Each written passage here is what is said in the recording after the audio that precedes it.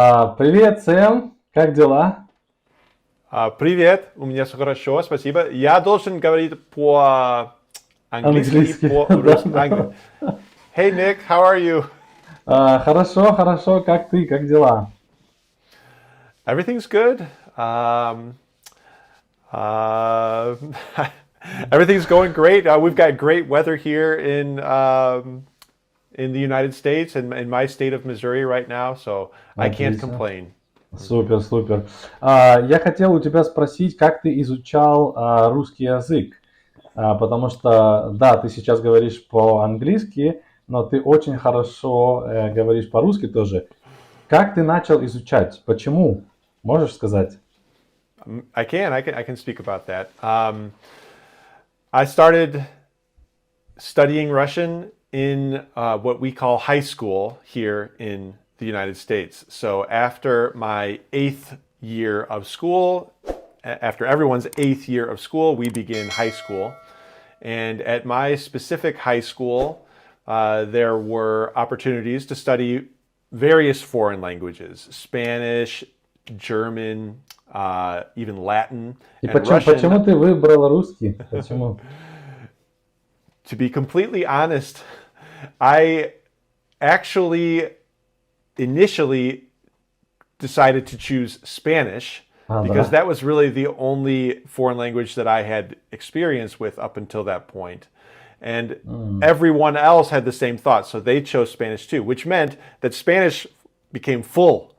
And therefore, А, people were assigned to different other languages, and I was assigned to Russian. And то есть so it really это wasn't my получилось choice. случайно, да? Случайно, И случайно, что точно, потом? да. Давай я буду задавать вопросы, может быть, тебе, чтобы получился такой как бы диалог, тогда попробуем. Значит, ты начал изучать, и сначала что ты думал о русском? Это трудный язык? Тебе не понравился он или...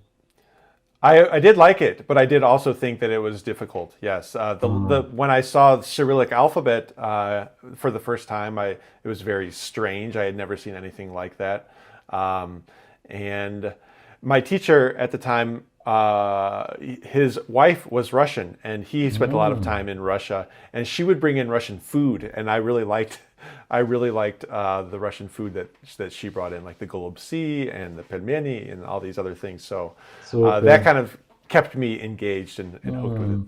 the food. А скажи, пожалуйста, сколько лет, получается, ты начал изучать в школе, сколько лет в школе ты изучал русский? 4 years in school, and then of course М, I went to university and I studied there for an additional 4 more years. And мгм. then after university, I went to graduate school, or как вы говорите, аспирантура.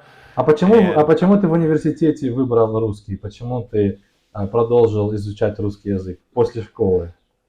Uh, because I had already invested a lot of time and I thought that it was such a unique language, a unique skill. Мгм. And I really loved learning about Russia. It was something for me in the United States, like something on the other side of the world, like so far away. And so I didn't want to lose that. It's like, why? And so I actually went into university studying Russian and physics, and then ended up dropping physics, staying with Russian at university, and picked up another major or specialist at the same time, which was focused on linguistics. So I finished university and aspirantura really with a focus on linguistics and foreign languages. И сколько, получается, времени всего ты пробыл в России? И где? I would say altogether one year, Мгм. maybe 1.5 years. 1.5 years.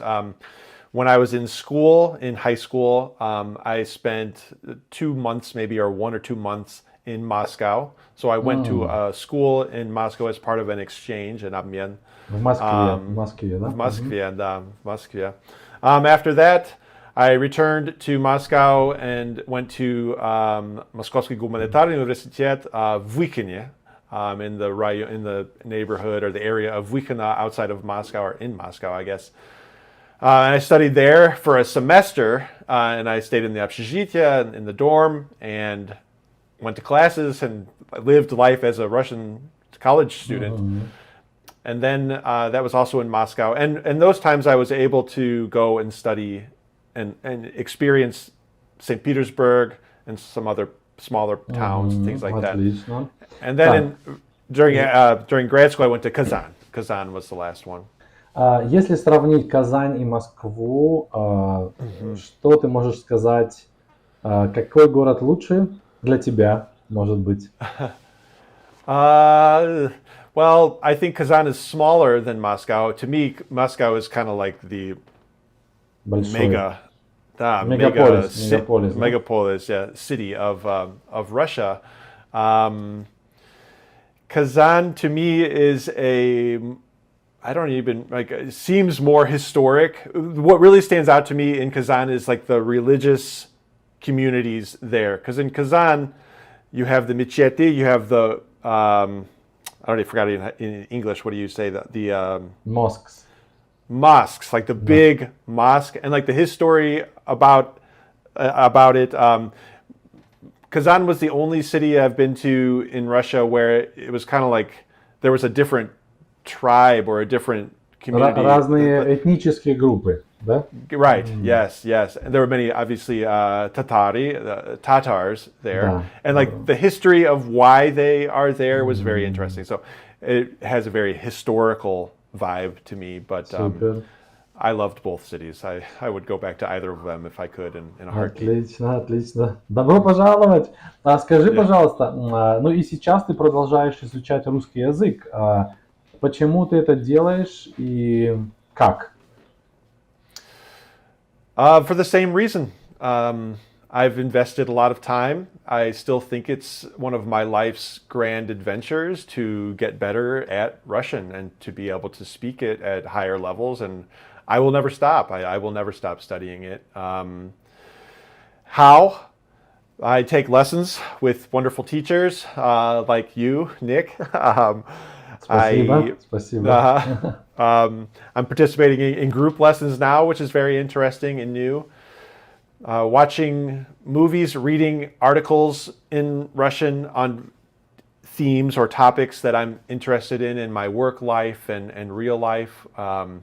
Try to teach some Russian to my children as a teacher, so that Супер. kind of helps. Как тебе опыт преподавателя? Это трудно или нет?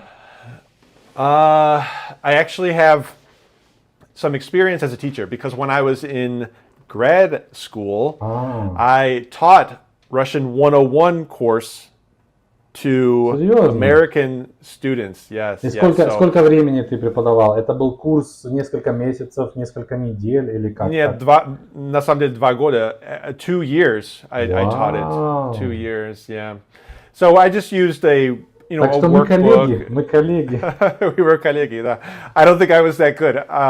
But I got good reviews from the students, and I think I helped them learn like the basics, like the cases. And I was a student like immersed in Russian grammar and Russian linguistic history at the time. So I was able to explain all that from my perspective, which is obviously not a Russian perspective, but yeah, I had some experience. Но я должен сказать, что ты говоришь, что да, это не с точки зрения русского человека, но иногда это очень интересно, как сказать, послушать точку зрения не носителя языка, который хорошо знает. Почему?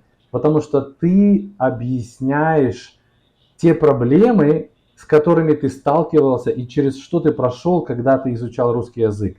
А я, например, я или другой преподаватель, мы не всегда понимаем до конца, какие проблемы есть у вас, студентов. Конечно, мы как преподаватели хотим понять, и я думаю, хорошие преподаватели стараются максимально понять это, но учителя, например, англоязычные, я думаю, это тоже интересно. Yeah, I agree. Да. In English, I mean, it's the same in English. As a native English speaker, I wouldn't really. It's difficult to always know like the difficulties like a Russian speaker would have trying to learn English with word order and from my perspective, there are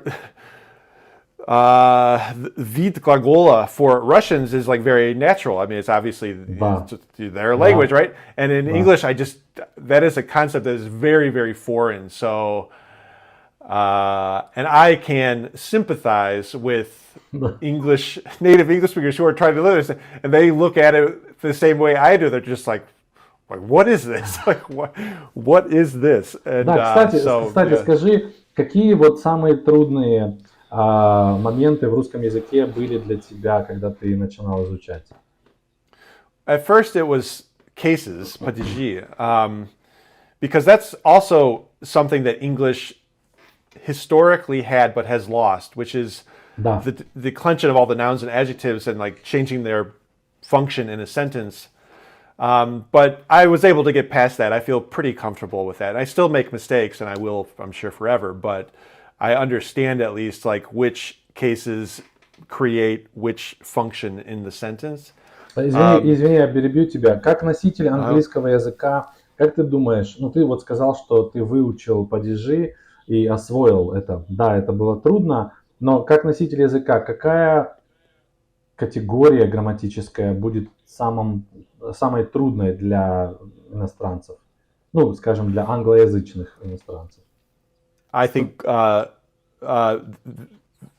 perfective and imperfective verbs is, I think, the most difficult to feel or to really grasp as an English speaker, And then on top of that, verbs of motion, I still find extremely difficult. Да.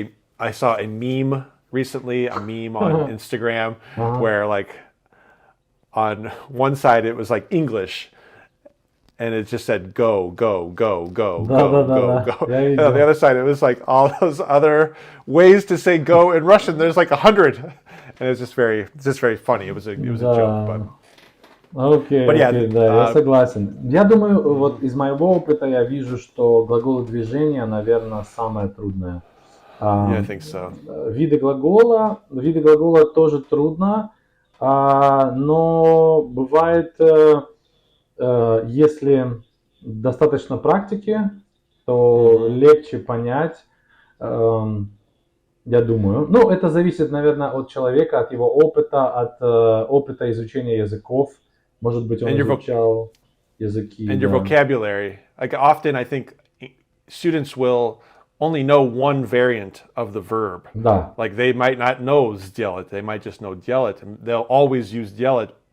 да, And every verb has two options, and so Да. it's like either they don't know the second option, or I don't realize that the option I'm using is actually the imperfective option and not the perfective option. So it's just a lot of options, I guess. The cases are a lot of options. Это не так много. Ну, в следующем видео мы с тобой потом поговорим про английский язык. There you go. И я скажу тебе, что русские думают про английский язык, потому что в английском у вас есть другая проблема. 12 времен. Вот, поэтому, да. Ну, хорошо, спасибо тебе. Это было такое знакомство на первое видео. Мы с тобой еще сделаем видео. И спасибо тебе, что записал это видео. Встретимся в следующем видео. Sounds good. Goodbye. Пока. Пока. Пока.